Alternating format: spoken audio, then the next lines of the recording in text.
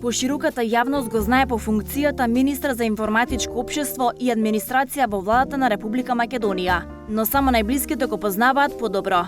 Министер, сопруг и татко на 2 машки деца, Дамјан Манчевски прифати да зборува за прв пат во забавна емисија, како што ексклузив. Кој е Дамјан Манчевски приватно? Добро, доста луѓе и мал град ме знаат, така да не е дека е нешто ново.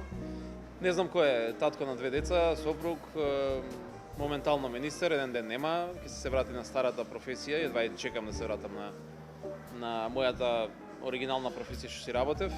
Како му започнува денот на министерот? Мене денот секој ден ми почнува тука во теретаната на Хотел Парк и сега немам време стварно да имам по кафиња и така натака.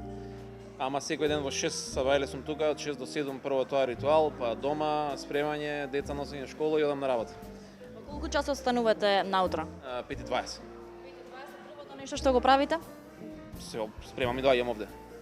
Да, па после се друго, така да ако не дојдам овде, тента сум нервозен, поуморен сум, страшно е, не се збори со мене.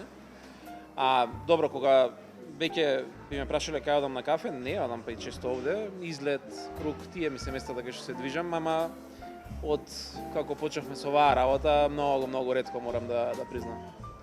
Кажавте дека спортувате, дека секое утро неминовно мора да си станете во 5:20 и да одите веќе во 6 во теретаната. Колку време вие спортувате? Тоа почнам дамна, 15 години сигурно. Ама или тука или на кеј, ќе се истрчам од сабајле. Ама тоа ми е ритуал, стварно ако тоа не успевам секој ден за жал, ако има од порано врски или ако претходната вечер се заглавиме до касно на работа, нема сила узредента. Хамбургери и такви работи, тоа никогаш не нешто многу сум јадел. Ама не можеме, стварно со текот на работата, за да се внимава на храната, треба да се има време. Дали има време за себе и каде најчесто излегува? Стварно сега многу ретко излегувам, тоа е скоро воопшто. И се сведува на повеќе на одење на некој ресторан. Ама да, затоа на времето мислам дека надокнадив за се, имам. Имам излегувано, да, из овој период. Имаше, значи, и понеделник се излегуваше, секој ден во неделата. Каде? Стариот бастион на Лединова, таму скапав. Се сезаме со другарите дека шанкот во кафичето од нас. Во балето обавезно се заглуваше со бајле. Во основа најчесто тоа беа местата кај што сега многу претходно го бев средно, имаше едно диско овде во Парк Music Garden се викаше. Таму идевме често, тешко да некој го памти. Ама е баш кога се спремавме за разговоров, стасав ја да зборам на моје време кај се излегувала.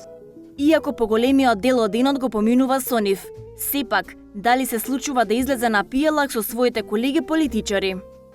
Со некои од овие луѓе што сме денеска во политиката, веќе станавме и семејни пријатели. И толку многу работи прогрмевме заедно да веќе сме и семејствата, децата не се дружат. Но кога излегувам во друштвото, не, таму нема политичари, јас сум единствен забеган оваа работа, така што со оние баш моите другари, тука немам политичари. Меѓутоа пак ќе кажам, некаде пола-пола е дружбата со луѓето со кои што сме во политиката, ама пак ќе кажам, не е само политика, со некои тие луѓе што све не протеравме заедно, така да веќе се создаде едно стварно трајно животно пријателство. Во светот на врските и романтичните односи, не пише на правило дека од мажите се очекува да го направат првиот чекор, но се чини дека правилата се менуваат, затоа што новите истражувања велат дека жените се почесто го прават првиот чекор. Како било во времето на министерот? Сега видете, тоа беше и прилично дамно. Но генерално никогаш не сум сакал ја да го правам првиот чекор, не сум сакал другите да го прават првиот чекор. Но добро, јас со мојата сопруга сум многу дамна, така што стварно зборуваме за дамнешни времења сега, така да. Како сте освоиле вашата сопруга? Има ли некоја посебна стратегија? Јас и се зезаме за ова, ја најдов на сајам. На кој сајам? Зашто? За книга, за мебел? Не, беше навечер, беше она великденско кафуле. Не знам дали уште се одржува, ама тоаш беше дали првото или второто негово издание, баш цел град беше таму. Така што сите што ги знаев и што не ги знаев беа таму и така почнавме, тоа беше некоја прва средба далечната 97 година. Од тогаш почна нашата приказна. Да ни кажете сега малку повеќе за вашите деца, што се прават, со што се занимаваат? Се занимаваат да, нели, обично не нервираат мене и сопругата, ама добро, не. Добри деца се, постариот е 9,5 години, помалиот е сега 5 ке полни. А сега се фала Богу со баба и со дедо на одмор, како сите нормални луѓе, мама и дато немаше да бидат, за жал.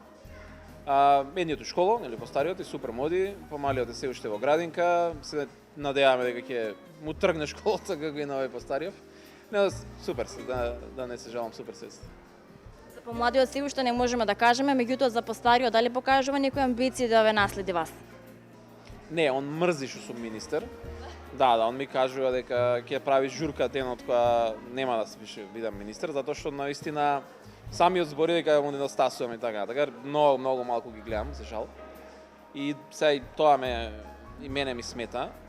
И од тој аспект и ја едва чекам кога нема да бидам министер. Добро, интересен момент е кај вас кога веќе ве гледаат често на телевизија, особено што имате јавна функција. Да, само таму ме гледаат, усвари. Тоа сте управа, ама не им се свиѓа тоа. Добро, да не бевте политичар, што ќе бевте во вашиот живот? Електроинженер, тоа сум цел живот, тоа го работам. Тоа го сакав да го работам и си го работев претходно и се надевам дека ќе го работам и понатака.